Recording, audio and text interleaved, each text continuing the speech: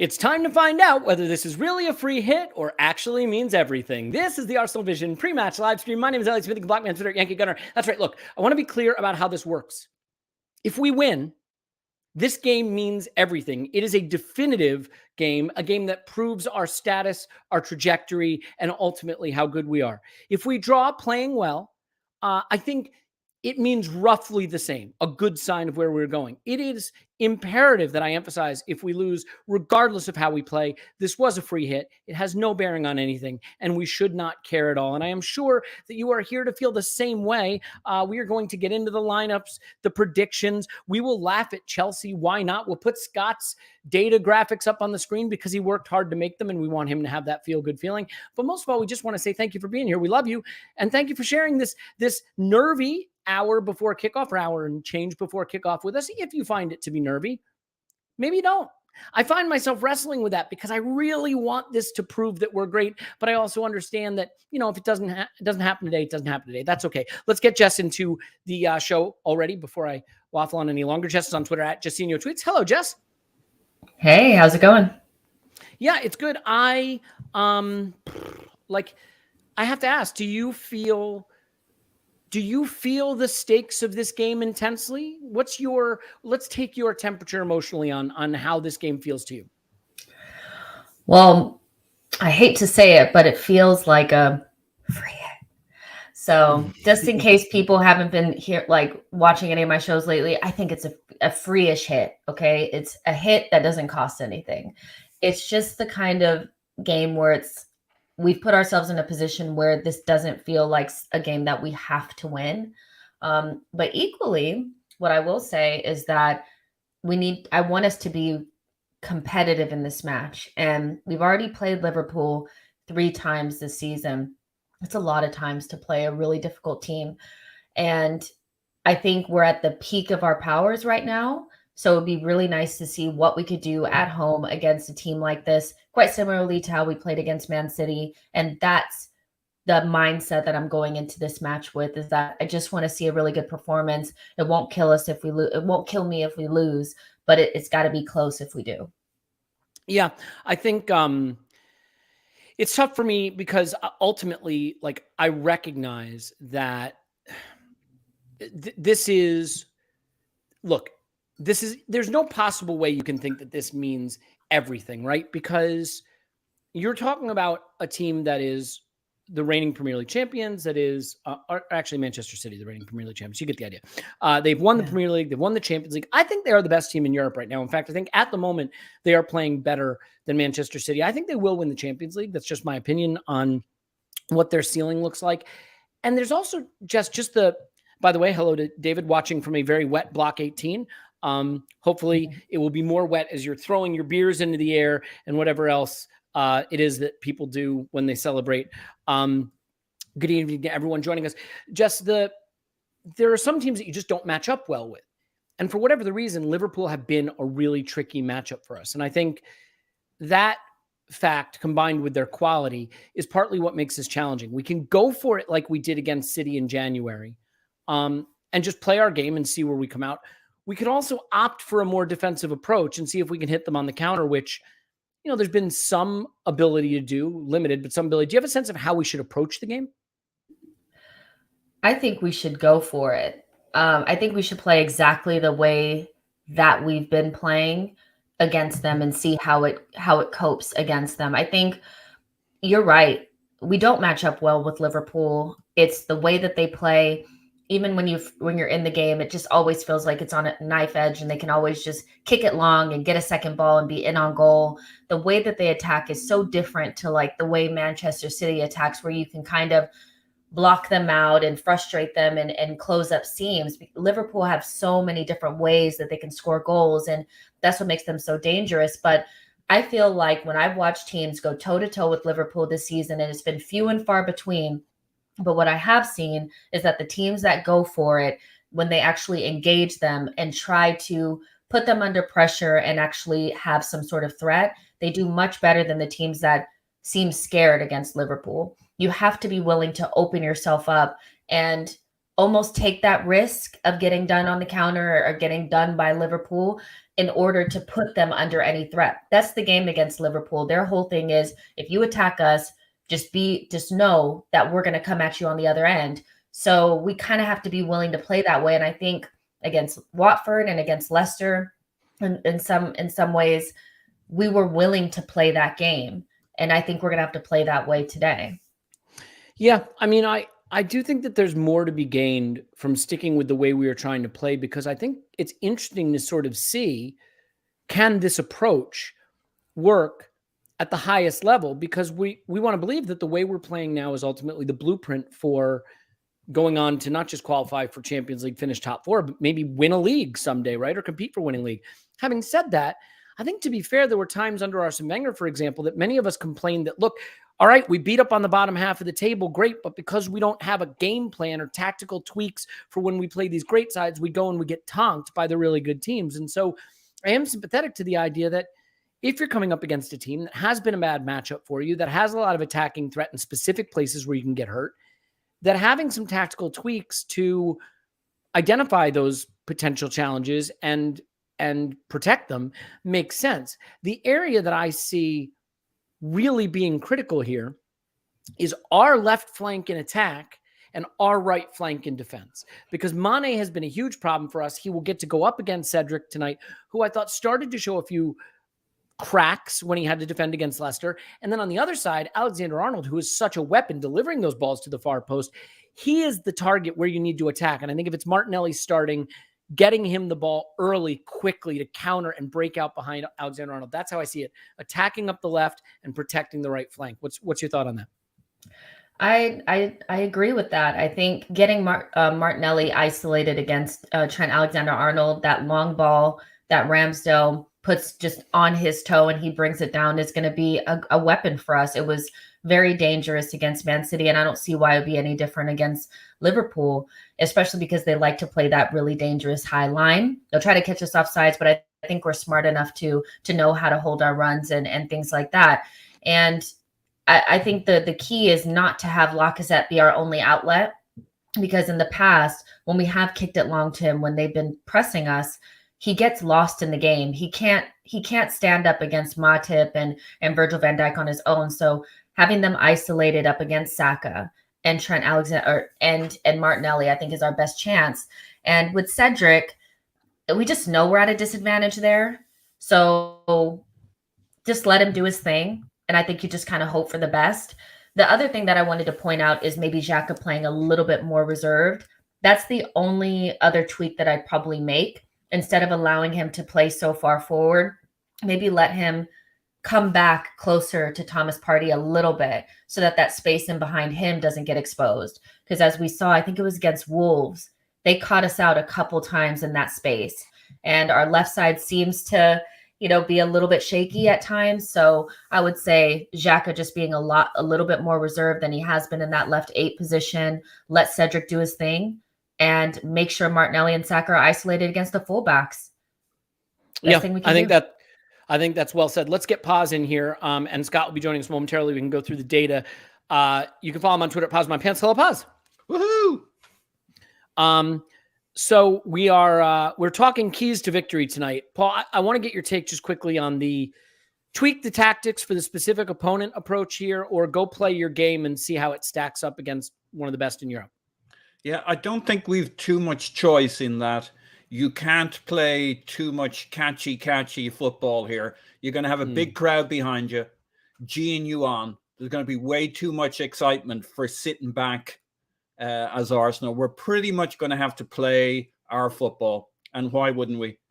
We don't have the worst record against Liverpool at home over the last whatever, right? It's not like they always win. Like we've won one of our last 19 against them, full stop, I believe is the statistic.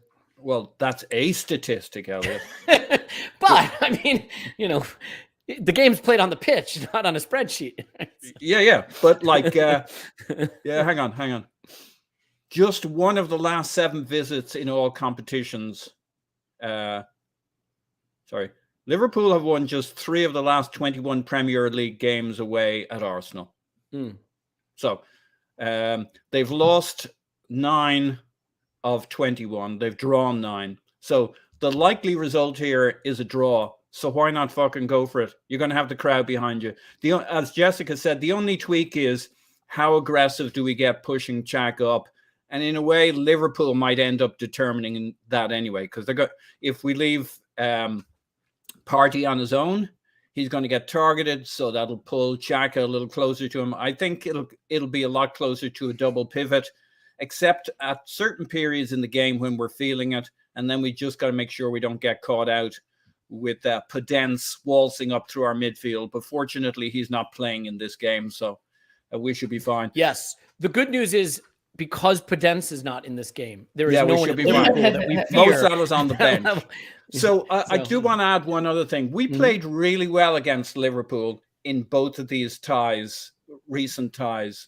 And the last game where we got done was them playing out from the back. There's a particular ball that Matip plays to through Firmino to Trent Alexander-Arnold or somebody else. And like, even when we're pressing, we got to be super careful when they hit us on the counter, because they have a couple of pads out when you press them that are predetermined. Matip didn't spot that ball. It's a ball he plays regularly. So the key to victory for us today is just be a little tighter when we press them hard, because they're very, very good when you press them at the back. But then where did who go? I don't know what you're talking about. What? Sorry, I've been here the whole time. I was definitely listening, and I think the points you made were really astute, really good, really astute. So I just want to congratulate you on them. They were astute, or for our European listeners, astute. Astute. Yeah. I mean, I've heard it both ways. I don't know if you heard this, Jess, but on the last pod, I did the whole tomato thing. And then I was like, but no one actually says tomato. And both Tim and Clyde were like, we say tomato. Yeah. And I say tomato. Oh, that's right. Yeah. Absolutely. Everybody over there says tomato. Clyde said, what was the word that you guys were arguing over anyway? What was that automatisms, word? automatisms. Oh, got it. It's like aluminum and aluminium. Yeah. This is the concept you say aluminium? Yeah, we're going to be bringing Scott on in a moment, by the way. He's going to message me any moment now and say that he is ready to come on. I don't know when that will happen, but it will happen. I do want to say that, I think the interesting thing about this game is that they probably need it more than we do, in a sense. Now, I'm not saying we won't care, we don't need it, that we can just write it off, but the nerves thing with City dropping points to Palace and them feeling like they're back in this title race, this is massive, massive pressure on them, and I think that's, Scott was putting things into the chat on my behalf. Right. Scott's on Twitter. Hello, Scott. Scott, do you agree that maybe we benefit from the fact that there's some pressure on Liverpool tonight? Maybe more pressure on them in this case, really feeling that this is the game, that if they can win, they really put themselves squarely back in a title race, and we can smash that for them. If you're going to message that you're ready, get off mute. That's the deal. Those are the rules. I don't make the rules. Wait a minute. I do make the rules. Go ahead, Scott. Yeah. So I do think there is a lot of pressure on them, because you kind of look at, and this will be something that comes at the end of our slide presentation that we're going to go through.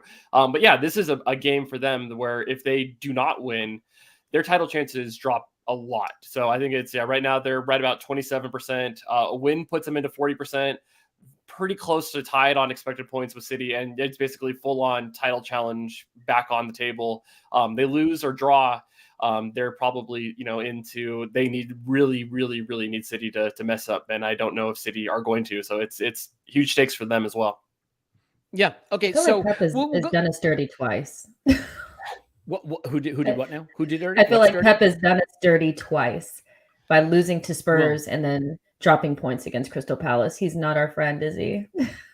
He's not our friend. I mean, did we ever think he was our friend? Is that something that we? I don't know. I thought him and Arteta's relationship, he would just do us a solid and just beat Crystal Palace and beat Spurs. Yeah. Well, beating Spurs, the fact that he hasn't beat Spurs means he's an absolute fraud. So we do have the lineup out. Paul, let you get first shot at it so I can type the stuff in. We do have, it looks like all the usual suspects, the sort of things that you expect. Yeah, unchanged. In the lineup. Yeah, unchanged. The bench looks unchanged. No Tomiyasu, obviously. So hit me, Paul. What's your reaction? Yeah. That's what we look. What's incredible is like this is our lineup. This is how we play.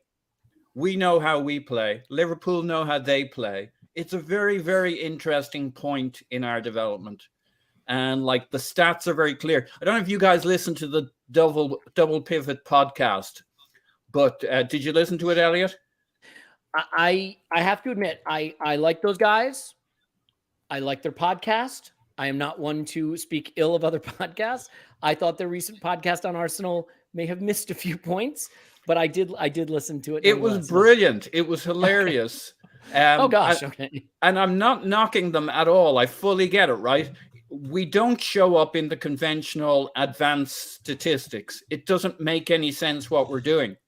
And it's to me like they look normally it's a change in manager, a change in formation, a change in style, like when Conte switched from back 4 to back 3, a player coming in, a player leaving, Lacazette coming in instead of Aubameyang, and none of it correlates to this gradual improvement, the trusting the process, the toothpaste up the tube aspects of Arsenal, combined with 2 steps forward, 1 step back throughout our season. We get this player, but we lose that guy.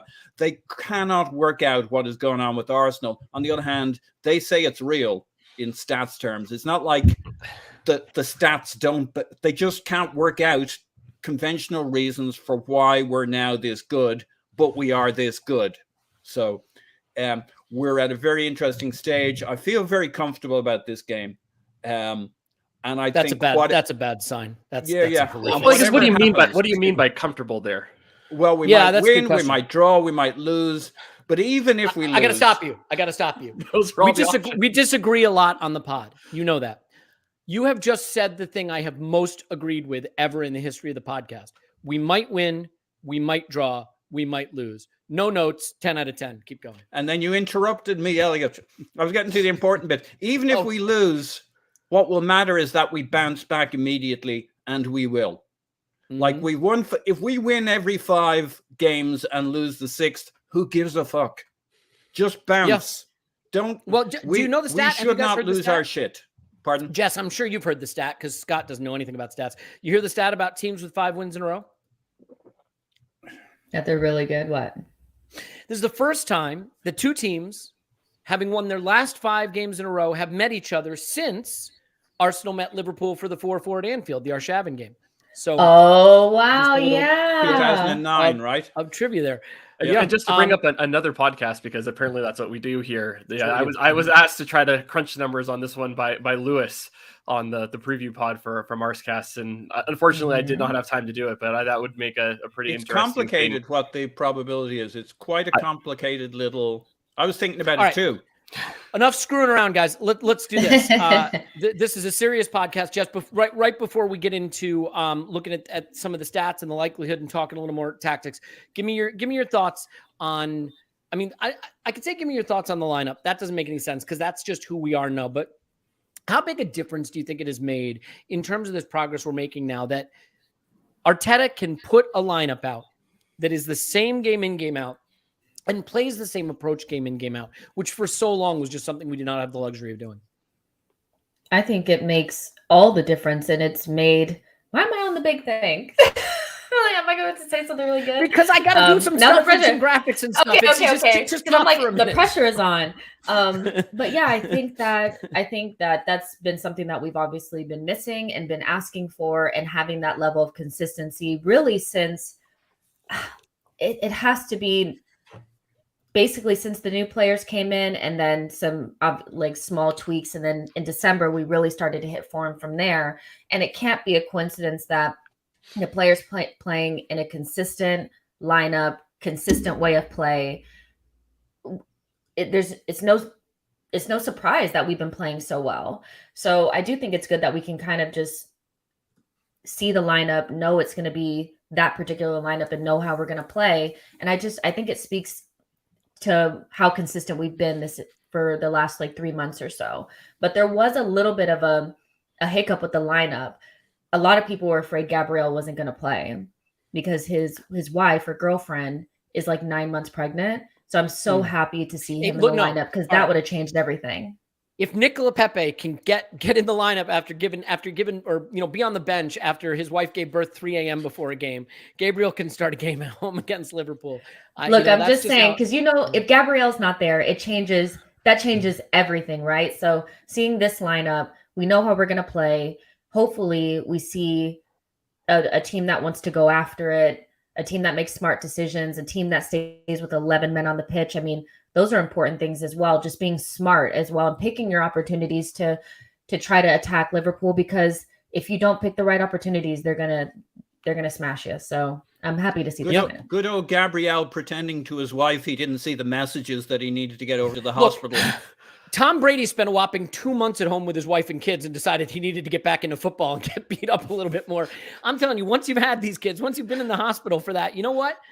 Playing a game of footy down in London doesn't sound so bad compared to the sleepless night in a small chair in a hospital room. So, I've heard it both ways. Thank God my wife doesn't watch this program. Good judgment by everybody. Okay, let's add this to the stream. No one will be admitted or allowed to leave during the PowerPoint presentation. That is the rule. You have to stick around for the PowerPoint presentation. So Scott, I will let you sort of start to walk us through. Let's do this. Let's get you like, how do we do this? I guess we remove Jess and we remove pause and we remove me. All right, Scott, talk us through this. What are we seeing? All right, what we're seeing here is the simulated odds for this one. So this is from the match simulation, and what it basically saying is that Liverpool are a really good team. I know that's a very surprising and controversial take there. So this gives us the overall chances of each different outcome in the match. Most common, we could definitely see some Liverpool scoring some goals. A draw is a pretty good result here, pretty common. I'd like to see, some of those ones in the upper right-hand corner where Arsenal win. But overall, it's about 24% Arsenal win, 22 draw, 54 for Liverpool win. So yeah, that's kind of where we're starting here as the basic. This is what the odds say. Matches pretty well. I got to jump back in. Okay. I got to jump back in. This design is no longer going to work for me until you put a 10-0 for Arsenal onto the percentage graphic. It's not going to work for me. All right, thank you. Come on. All right, fine. All right, here we go. What do we got? This looks scary. Why am I scared? Because this is Liverpool's radars for the season, and you should be scared because, like you mentioned earlier, they are probably the best team in Europe right now. I think at least on form over the last probably like 3 to 6 months, I think they are by far one of the best attacking teams, and they have defensive numbers that are really good to kind of go up against it. So yeah, you look at basically their ranks in non-penalty XG, the shots, and basically everything attacking.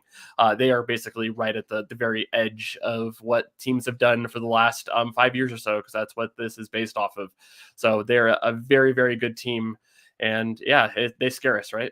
The areas that don't look good attacking defensively, I looked at this and it's going to be a little small for people to see if they're not watching on a big screen. But what I can tell you is they don't allow many shots. Very, very good at that. But the shots they allow, Scott, interestingly, seem to be pretty big chances. So is this classic example of pick your spots, but when you get your spot, get in behind them and create something decent? Yeah, and I think it's kind of the classic pressing team. I think they're pressing a little bit less, and I think that's one of the things that's kind of been a highlight of like probably the last 3 seasons or so. They aren't super heavy metal into pressing, but they still play an incredibly high line and contract space. So if you're able to beat that high line, and that's where you'll see some of these direct shots. So they're not quite as good at suppressing those ones as they are at the others. You will get some joy. So you're going to be facing Van Dijk. You're going to be facing Matip kind of one-on-one. And yeah, you're going to be able to get some good chances there. You're not going to get a lot of them, but you'll get a couple of them. It kind of reminds me of the game, was it in 2020, where Arsenal had 3 shots, but still had an XG over 1. That's kind of like the prototypical what Liverpool do to teams kind of a situation. So I like this. This actually looks pretty good for us. Well, so not this one necessarily. So these are your goal and expected goal tiers in terms of expected goals allowed and goals and expected goals for. And in this chart, you can see we're sort of out there on our own with Tottenham, with Chelsea distancing themselves because of their defensive quality. Yep. And then Liverpool way the heck out there in terms of their offensive efficiency. Is the one after this the last 10 games? I do believe so, yeah. This is the one I wanted to talk about. This is the tiers for the last 10 games. And now you can see and just to make sure people are. are, so I used to do it by 10 weeks, but now with all the different teams playing different amounts of matches and stuff like that, this is actually the last 10 matches for each team. Mm-hmm. And this is true. This chart tells me that Liverpool only have one friend. That's right. And it's Manchester City. They're best friends. But this is actually really exciting because what this shows is over the last 10 matches played, both in terms of defensive quality, we're right there or thereabouts with Liverpool, Chelsea, and City. But in attacking quality, only Liverpool can boast being better than us. Now, the scary part about that is we consider ourselves the form team in Europe over the last 10 games. And even over that period, Liverpool sort of distancing themselves.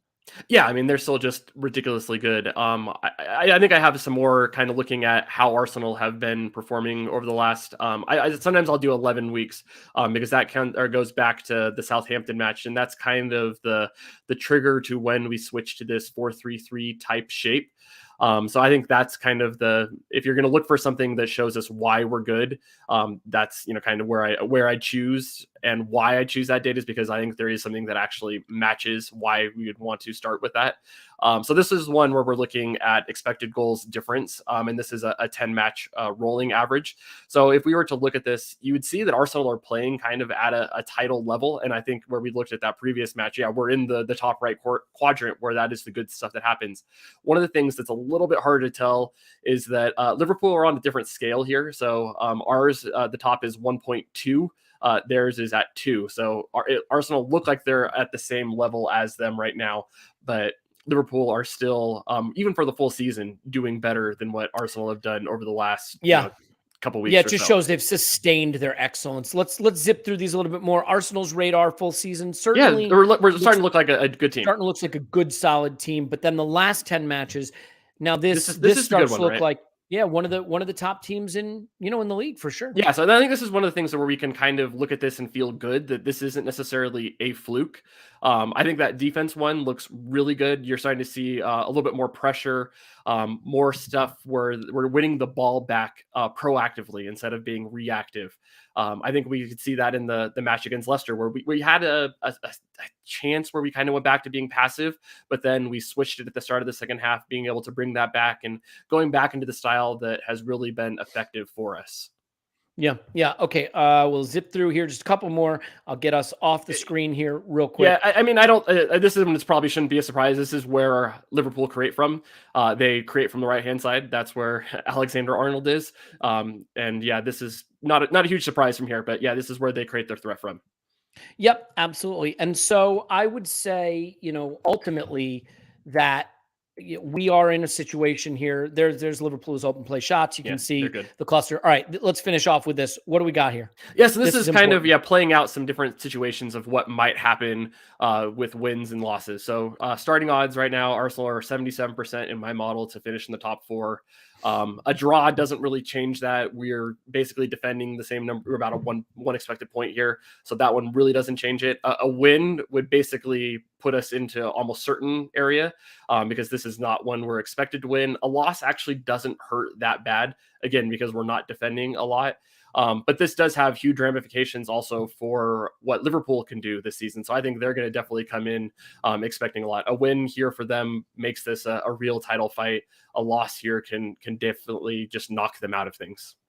Okay, well, that will do it. And I got to say, Scott, you did a really nice job creating that. And we moved through it at a pace such that we only lost about 25, 30 viewers. Nice. I love it. So I thought that was really, really good and efficient. Still about 880 of you watching and none of you liking. So thank you for that. That's the ratio we want. We keep our XL or expected likes low, but our XJ or expected jokes high or expected jest. We've got 100% expected jest rate right now. So, all right, let's get into the key tactical battles here a little bit. And Paul, I'll start with you on this just quickly.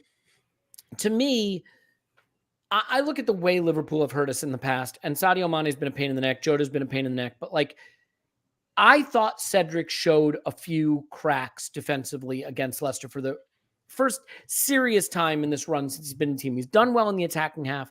Defensively, a little a little weaker. And that White and Cedric side with Mane attacking that area, and maybe Alexander-Arnold delivering to the back post, like that to me is an area that I think we have to keep an eye on. Defensively, do you agree that that's where they'll target us?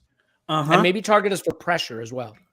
Yeah, I think so. I mean, they attack down the right, so they're going to pull us into that side, creating space down their left. So yeah, that's the danger area. I think when I look back on one or two of Cedric's kind of dodgier moments in the last game, it was because he was trying too hard with Harvey Barnes. He was too jumpy, too afraid the guy was going to get the jump on him, and he kind of sprung the offside trap himself, and kind of opened the door for Barnes. So, like, the thing for him in some ways is to stay calm, to not try and kind of bridge the gap that he perceives between him and Mane. He knows he's the weak guy is the problem. So he needs help, and we'll probably have parties cheating a little bit to his side, which is why I can see Xhaka ending up as the second pivot. I can see us holding Saka back to crowd that space there, which means Martinelli might be the outball. Ramsdale hitting Martinelli might be our way. I love that idea. Yeah. Yep. And I do want to say, Paul, just a quick thank you. In this madcap world, there's so much craziness going on. Technology is marching forward. We're all just, I think, spinning out of control at times. And I just want to thank you for going back to the 4:3 aspect ratio, taking us back to a simpler time. Let's just get a look at that again. The nice 4:3 aspect ratio there to give us all a little bit of the nostalgia.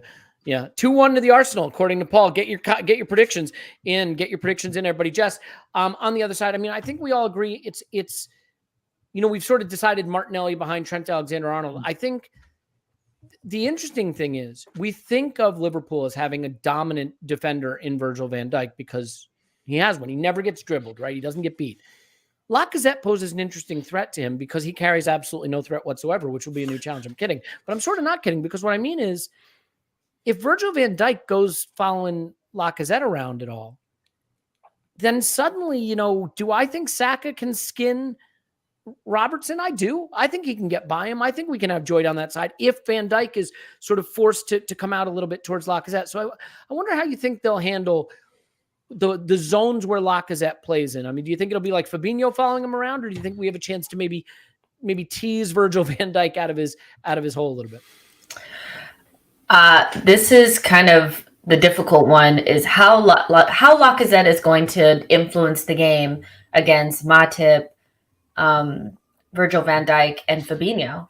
I think that's going to be a very difficult challenge for a vertically challenged individual. We cannot kick that ball to him in the air. We have to figure out a way to use him, and coming deep is definitely going to be where Lacazette can give us some sort of some leverage here. Like you said, maybe dragging out one of the center backs and us acting quickly, maybe passing it back to Xhaka and doing our quick, 1-2s, our quick triangles to release our speedy forwards in space.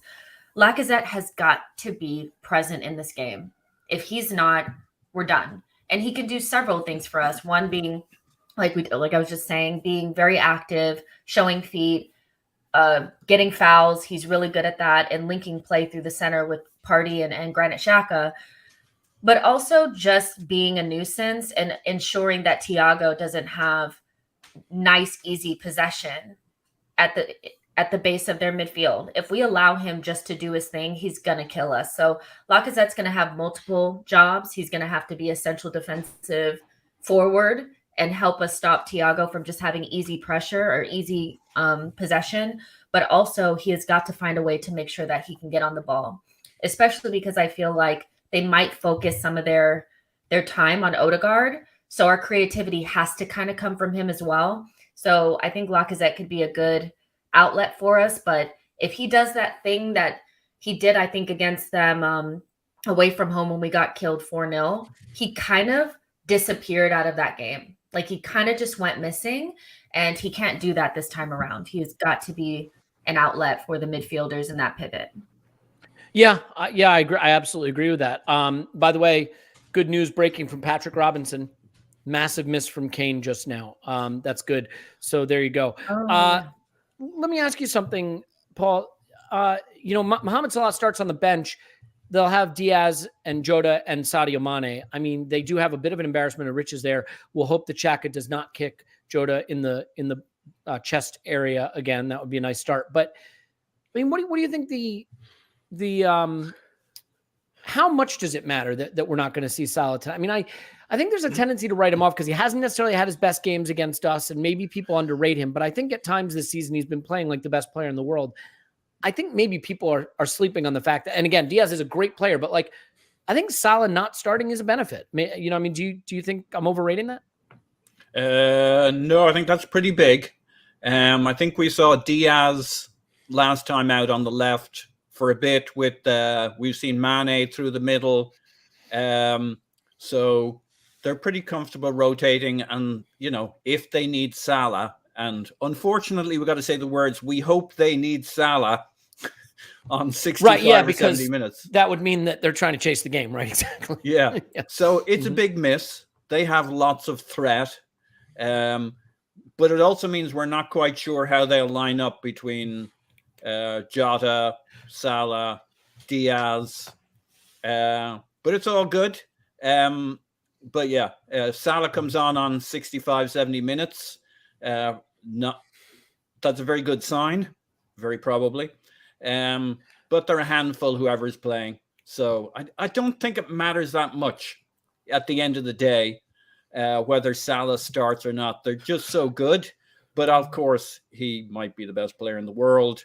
But I've seen plenty of games where Salah has kept quiet. I've seen a game Pablo Mari played where he literally had him in his pocket for 90, 120 minutes. So life is a box of chocolates. You never know what you would have had with him or without him. But I'm happy to see him on the bench. Yeah. I mean, I think him not starting is still net better. I mean, you could make an argument that we're going to be facing a player we're less familiar with. I don't know, Scott, like, what are your thoughts on Diaz as a threat? Like, I tend to think of our left side as being slightly more defensively secure, but of course, you know, they have the ability to open you up from anywhere. Alexander-Arnold is really the danger guy when it comes to delivery. But what have your initial impressions been of Diaz and the threat he's going to pose tonight? I mean, I think he's been incredibly impressive. I mean, it's always a question of how somebody... Wait, I got to stop because this comment is brilliant. I just got to stop you. I have never... He can't do a look pass. He can only do a no look pass. The guy literally, he cannot look when every shot or pass is a no look. It's the weirdest thing. I get people who do it once in a while, but he actually can't look at who he's passing to. It's like an affliction. Anyway, go ahead. I'm sorry. But what I was saying is that it's always a tough one where a person comes in from a lower league to the Premier League. Hard to make the translation with stats and how that all works. But I think he's been incredibly impressive in his short stint.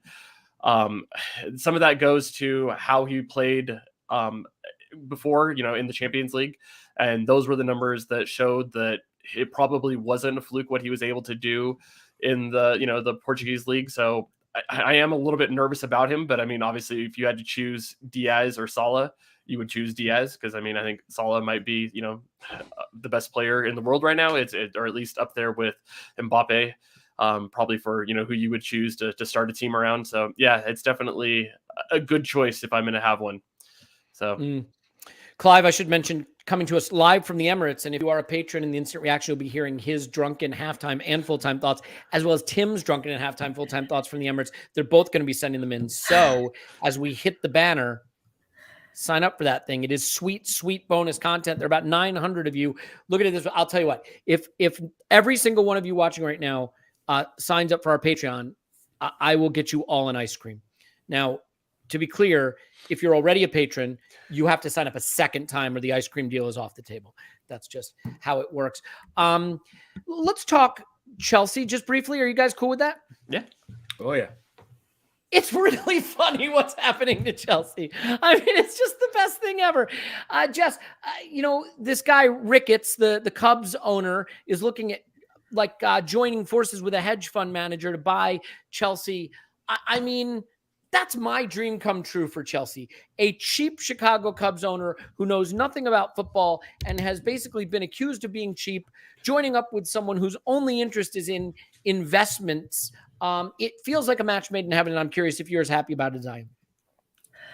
Yeah, I mean, my ideal scenario would be that they would end up with some sort of American-led consortium. Like that would, in my mind, even out the playing field just enough where if Arsenal is ran correctly and we do what we've been doing over the last, let's say, I don't know, 12 months, 18 months, we could do something. And one less city like entity in the Premier League is better. You know, we know Newcastle is coming, so somebody needs to fall down. And if it's Chelsea, good. I mean, their fans are unbearable. And they're showing their natural born behinds right now. Like, it's just so funny, like the way that they're acting. But I think they're hoping for some sort of Saudi owner. Obviously, journalists are putting out that there is a Saudi consortium also interested, but I have a hard time believing That's been refuted that by people in Saudi Arabia, by the way. There's people close to that have been refuting that, apparently. Yeah, but that's the thing. It's the journalists are going to kind of tell you what you want to hear. They know that Chelsea fans want to hear that, so they're putting that stuff out there. But from the most credible journalists that I've read things from, there's a lot of Americans involved. They all want to get in on it. They know it's a good investment, but we know what American ownership can look like, good and bad. So that would be an awesome evener, if that's a word. Just even out It's that not, playing but I'm field a with little you. bit. By the way, I'm getting a It's comment here. not. It says, It's not a word. I'm looking it up. It says, "You're not funny, mate." And I think that might be directed at me. And so I want to we'll do a poll. If you think I'm not funny, go sign up for Patreon right now, and I'll count the signups that we get, and we'll see how many people thought I was not funny. But if you think I am funny, then you can sign up for Patreon. And we'll see. Evener. Either way, an evener, Flat evener, and smooth. Yeah. Oh, look at that. Oh, yeah. Ricketts also xenophobic, so it fits the Chelsea brand so well. Yeah, he's got really unfortunate political ties himself, which is funny. Yeah, out of the loop. I thought the Saudi wanted to buy it. I have seen refutation of that. Paul, are you with me on that? Have you seen that as well? Or the Ricketts thing seems to be the one that's closer. Yeah, Monday seemed to be the big Saudi rumor. And by the way, are we then able to say Chelsea have Ricketts? Is that a thing? That feels like it was a disease from the 1920s or something like that. I don't know. I'm looking it up. Ricketts. Ricketts is a condition that results in weak or soft bones in children. So I just want to stop for a minute. You don't have enough vitamin C. I'm sorry I made that joke because that is truly tasteless. And now see, I thought it would be something silly like you just get funny boils. You're not funny, mate. You're not funny. I'm not funny. Prove it by participating in the poll. Sign up for Patreon. We'll see how many people think I'm not funny. Go ahead. Sorry. Refutation. So yeah, Monday was the Saudi rumor, but since then it's been all American owners, and may we wish an American owner on them. Ha! That'll even things up. It could be the Premier League, American Owners League, and that'd be fair. Everybody has the same starting point, same number of hands tied behind their back. And let's get it on. Let's play some actual football. Yeah, no, it's been glorious watching their travails. I hope it doesn't suddenly spin out into something good. But I think they're going to have a world of hurt, even if they come in with a billionaire owner of some variety. The culture change is going to be massive for them. The not being bankrolled no matter what they do or who they need to buy. This whole human trafficking loan system they run will end up stopping. Like their whole business model, how they made money, it's not going to work anymore. And the arrogance within we've seen the arrogance of the internal organization to the outside this week, but that goes on inside. There's going to be bloodletting once the lid's taken off that thing. The politics within Chelsea is going to be vicious. They've got issues because they've got so many contracts expiring. People they're going to have to renew or lose them. No one's going to want to re-sign under these circumstances. Plus, the club can't really feel good about extending contracts at the level they've done previously. I mean, I think the only solution is they close the club. It's just a suggestion. Clive, we're using this moment to laugh at Chelsea, though, please. So get with the program. Clive in the chat still talking actual football. So I want to ask you something, Scott. You are a professional. You for a job you do PR, right? That's what your career is, PR. It's definitely not, but okay. So you don't do PR. You're an engineer. How many PR books would you say you've read? Man, I probably read some in college, but not in a long time. How many years of high-level senior PR experience do you have working for big companies that are customer-facing? 0. Okay, so I'm going to ask you, since you're an expert. Yep. Okay, I'm ready for it. In your expert opinion, do you think the sporting integrity line from Chelsea's PR on why they should play their Middlesbrough FA Cup tie behind closed doors was elite PR? Was that elite I mean, PR? it had to have gone through the best people, right? I mean, It worked absolutely. on me. It worked on you. Yeah, sporting integrity. That worked on you. Yeah. Right? Yeah. I mean, that really, they had a lot of. This is true, by the way. I can vouch for what this is saying. They had a lot of goodwill with everybody, right? Like everybody was feeling bad for them about being sanctioned. And this is really just, they wanted to really lean into it and make sure that everybody continued to feel really bad about their situation. To be fair, Tuchel had Clive's at the kind of Emirates, turned by the way. everything around Clive's a at the bit. Emirates for people wondering. What? Go ahead, Paul. What was that? I was just saying, to be fair, Tuchel had kind of turned it around a bit, right? He was starting to show the human face, the manager, the team working through the difficulties, and then they pull that stunt. Fucking beautiful. This was the week they needed to be good while they found buyers and got government support to do, who knows what kind of leniency they may need from the government. And then you have the government briefing people saying maybe they should concentrate on not being associated with a warmonger while there's a war going on. So that was a nice little wrap up. I do want to thank Paul again for giving us the throwback 4x3 aspect ratio tonight. Thank you, Paul. So let's hit the predictions. I want to get them out there in the chat. Hit me up with them, and we're going to put them out there. Jess, I'll start with you. Not just a prediction for score, but maybe just give me a little bit of your feel of how you see the game progressing, maybe where it might turn. Yeah. So I actually think that it's going to be kind of a chess match in the beginning. I do think it might be a little, they try some things, we try some things, doesn't come off, kind of similarly to the first half when we played them at their place, where we were very much in that game. And then the temperature kind of rose because Klopp and Arteta were doing their thing. I think it'll be something like that, but I think we'll be more in the game than we probably think than we think right now. What I do think is that they will turn up the volume a little bit, and we may slip up.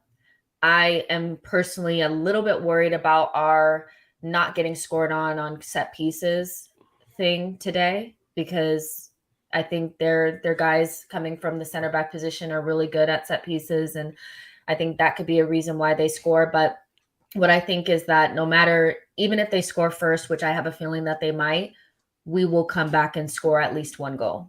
That's what I think. I think we'll be able to stabilize enough and come back into the game, because we've done it before against Wolves. I think we'll be able to do it against them as well. But I'm feeling a 1-1 draw.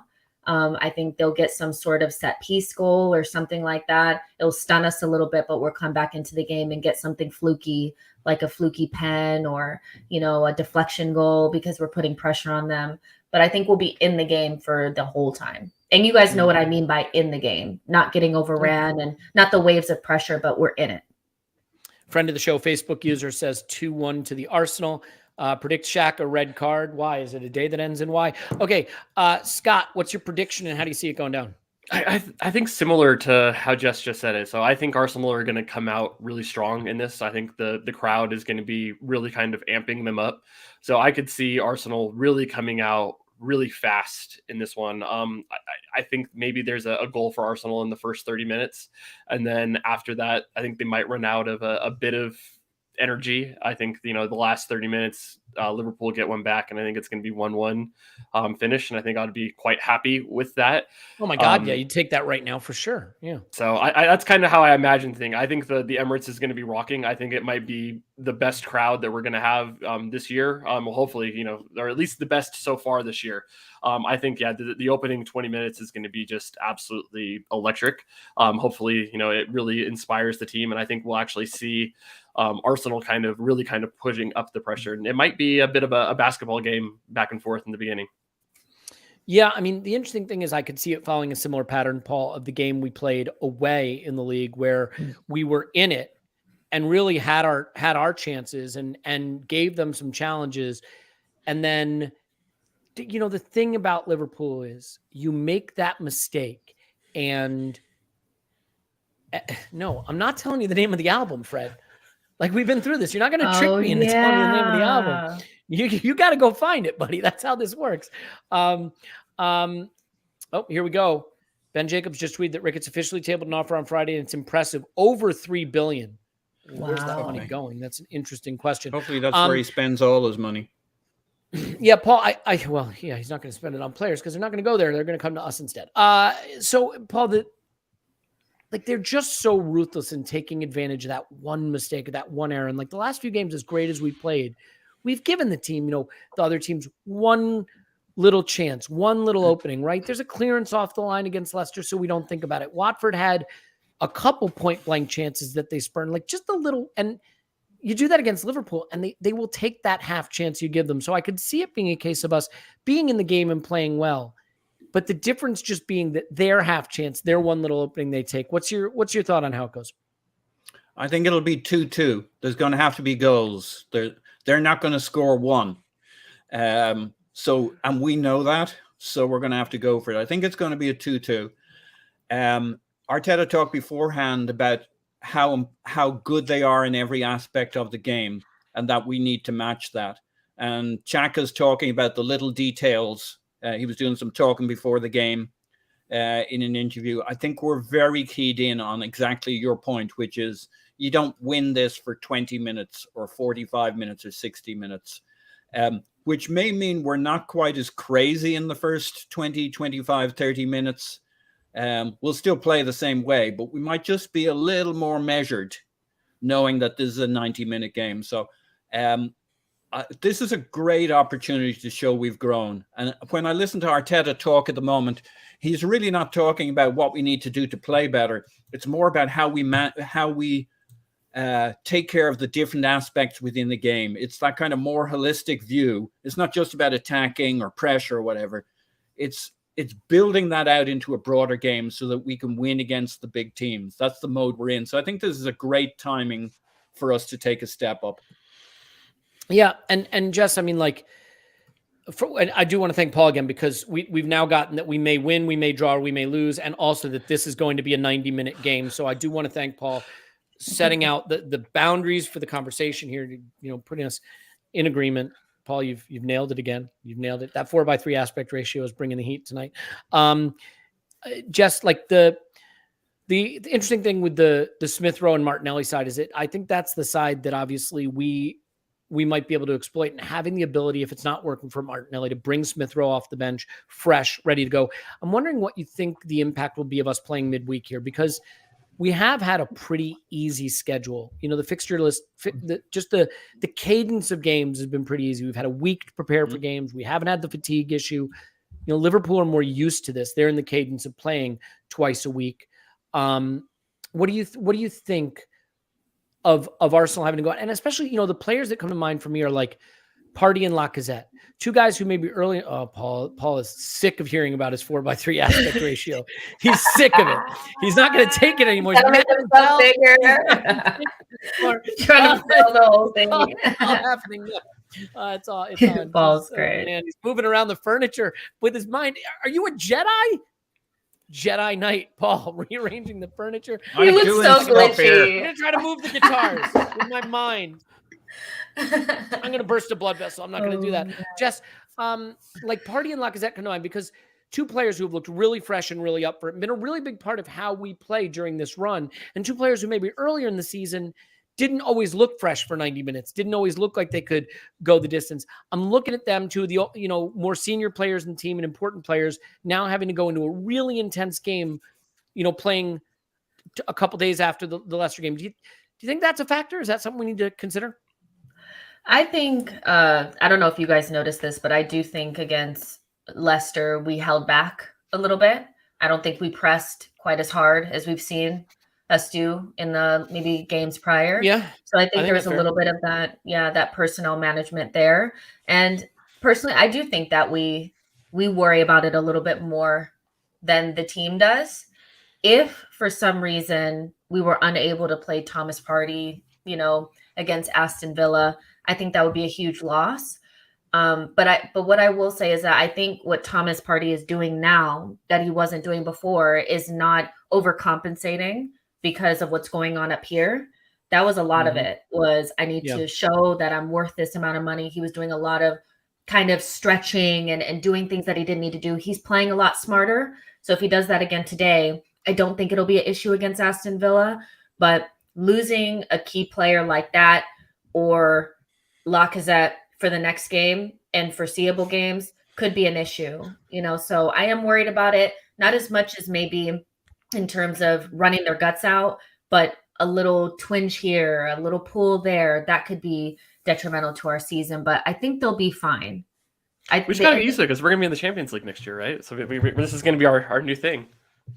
I mean, that's what I kind of said on Twitter. I say a lot of things on Twitter, like take my account away. But I was saying that I'm You not. and me both.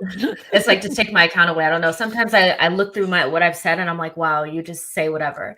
But I do think this is kind of good practice for what we'll be going through next season, to see how we cope with 3 really difficult games in 1 week. I think we can do it. I don't think our issue last season was that we just didn't have the squad. I just don't think we were playing well. I don't think we had the system. I don't think we were ticking on all cylinders. I think we can do it. Just be smart.